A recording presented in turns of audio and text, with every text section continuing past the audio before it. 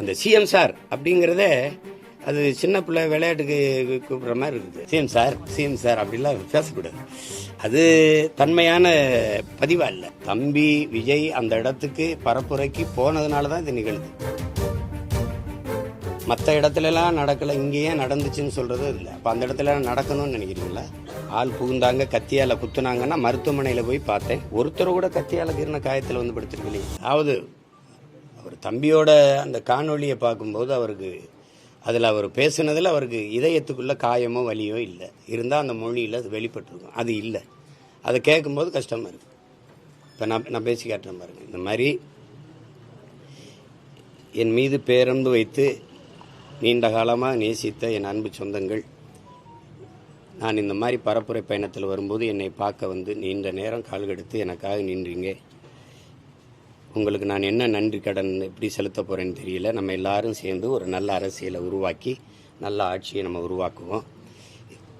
இது இந்த மாதிரி ஒரு கொடும் துயர நிகழ்வு நிகழ்ந்துருச்சு. பச்சிலம் குழந்தைகள் இறந்ததெல்லாம் எனக்கு மிகுந்த மன வலியை தருது.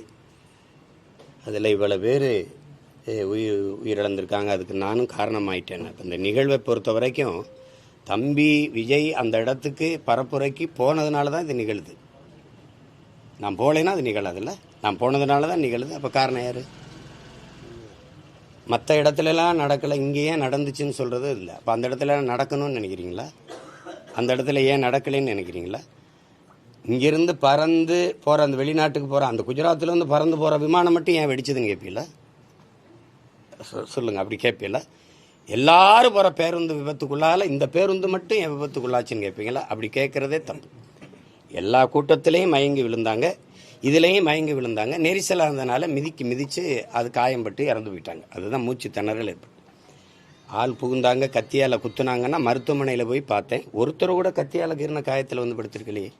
காலில் கையில் காயம், கழுத்தில் காயம், எல்லாம் மிதிச்சது. அவங்களே சொல்கிறாங்க, மயங்கிட்டோம், கீழே விழுந்தோன்னா மிதிச்சிட்டாங்க. சில பேர் நாங்கள் போகிறோன்னா இல்லை தலைவர் வந்துடுவார், நில்லுங்கன்னு எங்களை நிறுத்திட்டாங்க. அதில் நெரிசலில் சிக்கிட்டோம், மயக்கம் வந்துடுச்சு, இதான் சொல்கிறாங்க. ஏன்னா காலையிலேருந்து சாப்பிடல, நீர் அருந்தலை. தம்பிக்கிட்டே கேட்குறாரு, தண்ணியை தூக்கி போடுங்க அப்படின்னு.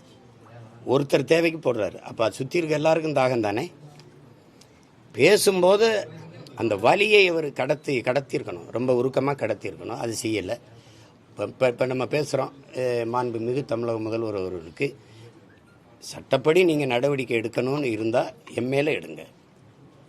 என்னை நம்பி வந்தவர்களை, என் உடன் இருக்கிறவர்களை நீங்கள் கைது செய்ய வேண்டாம், அவருக்கு மேலே நடவடிக்கை எடுக்கலாம். இதுக்கு நான் தான் பொறுப்பு, என் மேலே நடவடிக்கை எடுங்க. இப்படி தான் பேசியிருக்கணும்.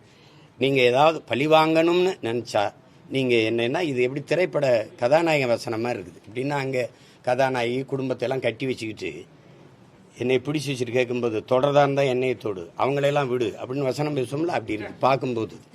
அது நல்ல அணுகுமுறை இல்லை. கேட்கும்போது அது எப்படி வரும்? அந்த சிஎம் சார் அப்படிங்கிறதே அது சின்ன பிள்ளை விளையாட்டுக்கு கூப்பிடுற மாதிரி இருக்குது. ஒரு அந்த அவர் மேலே நம்ம உங்களுக்கு மதிப்பு இல்லாமல் போட்டோம். ஆனால் உட்கார்ந்து இருக்கிற அந்த நாற்காலி இந்த நிலத்தில் பெரும்பெரும் தலைவன் உட்கார்ந்தது. ஓமந்தூர் ராமசாமி ரெட்டியார் தாத்தன், குமாரசாமி ராஜா, மூதுரிஞர் ராஜாஜி, பெருந்தலைவன் காமராஜ், பேரறிஞர் அண்ணா போன்ற பெருந்தலைவர்கள் இருந்த ஒரு இடம் அது. அதில் அது பார்த்து பேசணும். சிஎம் சார் அப்படிலாம் பேசக்கூடாது. அது தன்மையான பதிவா இல்லை.